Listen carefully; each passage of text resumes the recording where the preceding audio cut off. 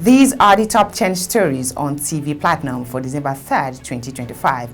On number 1, President Bola Tinubu on Tuesday met with Abia State Governor Alex Otti at the presidential villa in Abuja to discuss fresh diplomatic, political and legal strategies aimed at securing the release of Nnamdi Kanu, leader of the proscribed indigenous people of Biafra.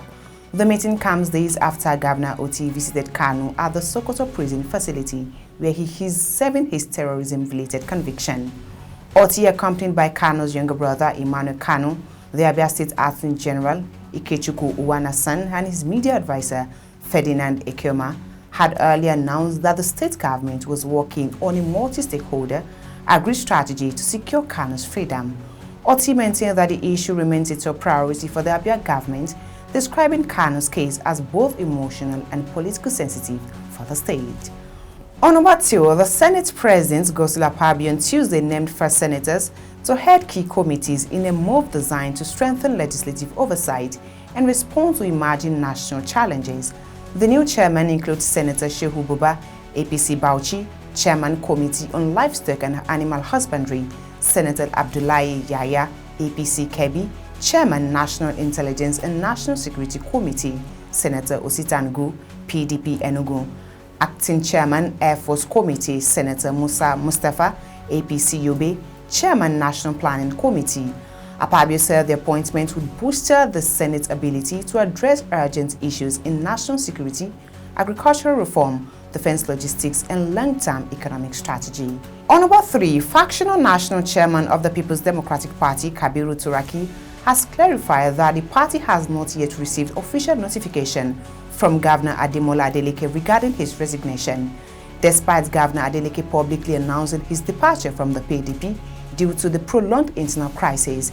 His name still appeared on the ballot for the party's governorship primary held in Osogbo on Tuesday, where Adebayo Olugbenga Ademola emerged as the party's candidate with 919 votes. Speaking after a national working committee meeting in Abuja, Turaki stated that Adeleke has the constitutional right to leave the party, but the PDP will await formal communication before taking official steps. On number 4, Nigeria's First Lady, Senator Oluremi Tinubu, has called on female parliamentarians across West Africa to intensify advocacy for increased participation of women in governance and decision-making spaces. Speaking at the ECOWAS Female Parliamentarians Association Forum in Abuja, Tinubu, represented by Ajia Laila Barau, lamented the low representation of women in national parliament, despite constituting more than half of the population in ECOWAS state. She emphasized the federal government's commitment to inclusive democracy and urged female lawmakers to champion policies that guarantee proportional representation and gender equity. On number 5, committees of the United States Congress on Tuesday held a joint briefing in Washington, D.C. to discuss the worsening security situation in Nigeria, with a particular focus on kidnappings and alleged persecution of Christians. The briefing was convened at the request of U.S. President Donald Trump, who had ordered an investigation into what he described as the ongoing slaughter of Nigerians. Key participants included members of the House Appropriations and House Foreign Affairs Committee, religious freedom advocates, and experts from the U.S. Commission on International Religious Freedom. In Nigeria, the House of Representatives is scheduled to debate the state of national security today, signaling growing international and domestic concern. On number 6, former Deputy National Chairman of the People's Democratic Party, Olabode George, has accused the federal government of deepening the internal crisis within the PDP for political gain.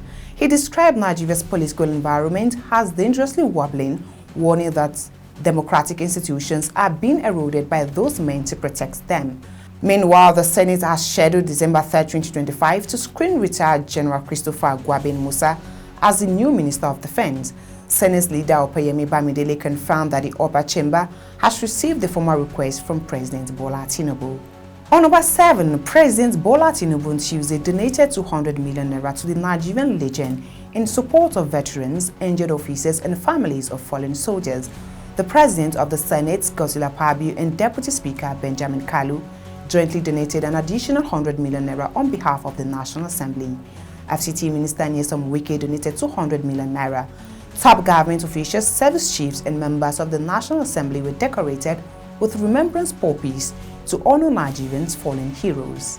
On number 8, a fresh wave of public criticism has hit Minister of State for Defense, Melo Matawale, following the resurgence of a Channels television video from 2021 in which he claimed that not all bandits are criminals. The video, recorded while he was governor of Zamfara State, has reignited concerns about his suitability to serve in his defense sector.